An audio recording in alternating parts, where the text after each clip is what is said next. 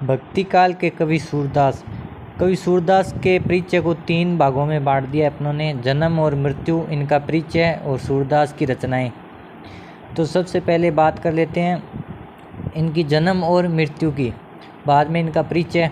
जन्म और मृत्यु की बात में आता है इनका जन्म विक्रम संवत 1540 को हुआ, आप नोट करते जाएं साथ में, और इनकी मृत्यु विक्रम संवत 1620 को हुई।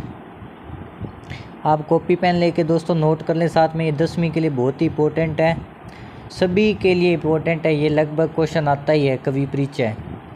और इनका परिचय कर लेते हैं बात। सूरदास भक्ति काल के प्रमुख कवि माने जाते हैं। इनका जन्म आगरा और मथुरा के रुनकुता गांव में विक्रम संवत 1540 में हुआ। कुछ विद्वान दिल्ली के निकट सी ग्राम में इनका जन्म स्थान मानते हैं।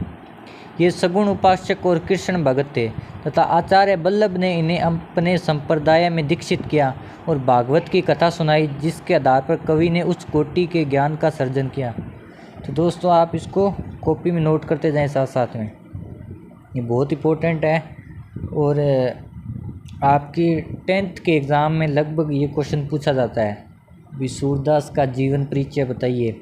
ऐसे भी पूछ सकते हैं, इनका मतलब जन्म कहाँ हुआ, छोटा क्वेश्चन आ सकता है, और इनकी मृत्यु कहाँ हुई, ऐसे भी पूछ सकते हैं, और बड़ा क्वेश्चन भी पूछ सकते हैं, सूरदास का पूरा परिचय बताएं।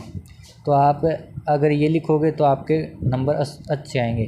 तो फिर आता है, ये जन्म से अंधे थे और इन्होंने श्री कृष्ण को आराध्य मानकर उनकी बाल लीलाओं, रूप माधुरी, संयोग वियोग तथा भक्ति से जुड़े हजारों गेय पदों की रचना की। इनका जीवनांत या निधन विक्रम संवत 1620 को पारसोली नामक स्थान पर माना जाता है। इनका निधन कहाँ माना जाता है? पारसोली नामक स्थान पर। कब? 1620 को।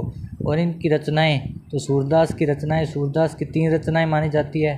पहला है सूरसागर, दूसरा है साहित्य लहरी और सूर सारावली।